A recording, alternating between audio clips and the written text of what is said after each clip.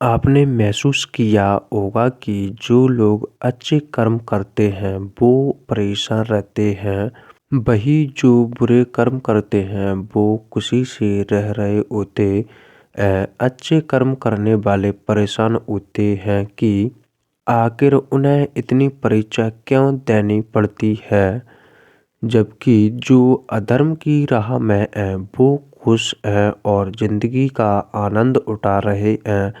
अगर आपके मन में भी यह सवाल आया है तो आज हम आपको इस वीडियो के माध्यम से बताएंगे।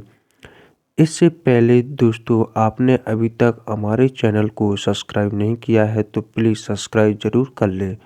आज हम आपको इसका जवाब देंगे। यह जवाब वो है जो भागवत गीता में लिखा है, श्री कृष्ण ने अर्जुन को दिया था। भागवत गीता में वर्णित कथा के अनुसार जब भी अर्जुन के मन में कोई दुविधा होती तो वो श्री कृष्ण के पास पहुंच जाते। एक बार की बात है, अर्जुन भगवान श्री कृष्ण के समीप आकर कहा कि वो दुविधा में है और उसका जवाब वो श्री कृष्ण से चाहते हैं। श्री कृष्ण ने पूछा कि क्या सवाल है। अर्जुन ने कहा, मुझे यह जानना है कि अच्छे लोगों के साथ हमेशा बुरा ही क्यों होता है, वही बुरे लोग खुशहाल दिखते हैं। अर्जुन के मुंह से ऐसी बातें सुनकर श्री कृष्ण मुस्कुराए और कहा, मनुष्य जैसा सोचता है और महसूस करता है वैसा कुछ नहीं होता, बल्कि अज्ञाता की वजह से वो सच्चाई नहीं समझ पाता। अर्जुन उनकी यह बात नहीं समझ पाया। इसके बाद श्री कृष्ण ने अर्जुन से कहा, पार्थ मैं तुम्हें एक कथा सुनाता हूँ, उसे सुनकर तुम समझ जाओगे कि हर प्राणी को उसके कर्म के हिसाब से ही फल मिलता है।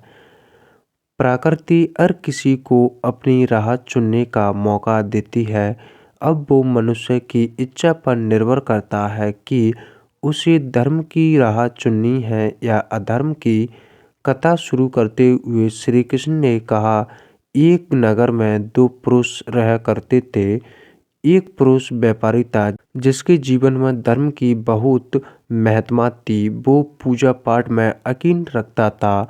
वो हर रोज मंदिर जाता था और दान धर्म भी करता था और हर रोज भगवान की पूजा करता था। वही दूसरा पुरुष बिल्कुल विपरीत था। वो हर रोज मंदिर तो जाता था लेकिन पूजा करने नहीं, बल्कि मंदिर के बाहर से जूते चप्पल चुराने।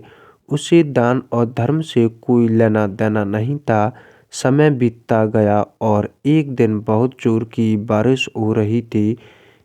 इस वजह से मंदिर में पुजारी के अलावा कोई नहीं था। यह बात जब दूसरे पुरुष को पता चली तो उसने कहा कि यह सही मौका है मंदिर का धन चुराने का। पंडित से नजर बचाकर उसने मंदिर का सारा धन चुरा लिया। उसी समय धर्म कर्म में विश्वास रखने वाला व्यक्ति भी मंदिर पहुंचा। दुर्भाग्य से मंदिर के पुजारी ने उसे ही चोर समझ लिया और चिल्लाने लगा। वहां लोग एकत्रित हो गए और उसे बहुत मारा। किसी तरह वो बचते बचाते वहां से निकलता तो दुर्भाग्य ने उसका साथ वहां भी नहीं छोड़ा। मंदिर के बाहर वो एक गाड़ी से टकरा गया और घायल हो गया।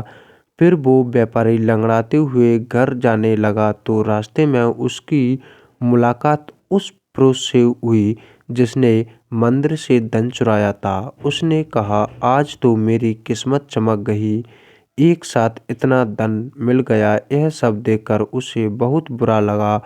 उसने अपने घर से भगवान की सारी तस्वीरें निकाल दी। कुछ सालों के बाद दोनों पुरुषों की मृत्यु हो गई। मरने के बाद जब दोनों यमराज की सभा में पहुंचे और भले पुरुष ने दूसरे व्यक्ति को देखा तो उसे बहुत गुस्सा आया। उसने क्रोधित होकर यमराज से पूछ ही लिया, मैं तो हमेशा अच्छा कर्म करता था, दान में विश्वास रखता था, उसके बदले जीवन में मुझे अपमान और दर्द ही मिला।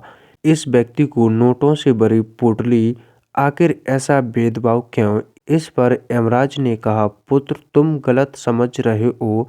जिस दिन तुम्हारी गाड़ी से टक्कर हुई थी वो दिन तुम्हारे जीवन का आखिरी दिन था, परंतु तुम्हारे अच्छे कर्मों की वजह से तुम्हारी मौत सिर्फ एक छोटी सी चोट में बदल गई। तुम इस दुष्ट व्यक्ति के बारे में जानना चाहते हो तो दरअसल इसके भाग्य में राज्य युग था, मगर इसके कुकर्मों और अधर्म की वजह से वो सिर्फ एक छोटी सी धन की पोटली में बदल गया। कथा सुनने के बाद श्री कृष्ण अर्जुन से कहते हैं, पार्थ, क्या अब तुम्हें तुम्हारे सवाल का जवाब मिल गया? ऐसा सोचना कि भगवान तुम्हारे कर्मों को नज़रअंदाज कर रहे हैं, यह बिल्कुल भी सत्य नहीं।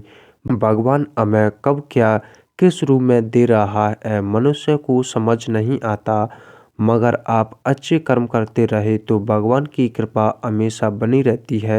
इसलिए अपने अच्छे कर्मों को बदलना नहीं चाहिए, क्योंकि उसका फल हमें इसी जीवन में मिलता है। इसलिए मनुष्य का फर्ज है कि वो हमेशा अच्छे कर्म करते रहे, क्योंकि श्री कृष्ण ने गीता में भी बताया है कि किसी के द्वारा किया गया कर्म बेकार नहीं जाता, चाहे वो अच्छा हो या बुरा।